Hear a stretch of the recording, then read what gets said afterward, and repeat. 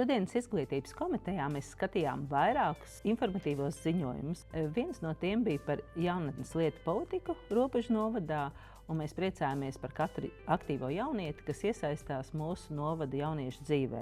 Jaunatnes lietu speciālists prezentēja vairākus projektus, kas plānot realizēt Robežu novadā, kā arī izstāstīja par nākotnes plāniem un vīzijām darbā ar jauniešiem. Kā viens no jautājumiem bija digitālo prasmju attīstības projekts, kas šobrīd noris Robežu novadā un kuras aktīvi aicinātu iesaistīties iedzīvotājus. Izskatījām saistošos noteikumus, un šobrīd viņi iet uz publisko apspriešanu, viedokļu noskaidrošanai par pašvaldības līdzfinansējumu privātajām izglītības iestādēm.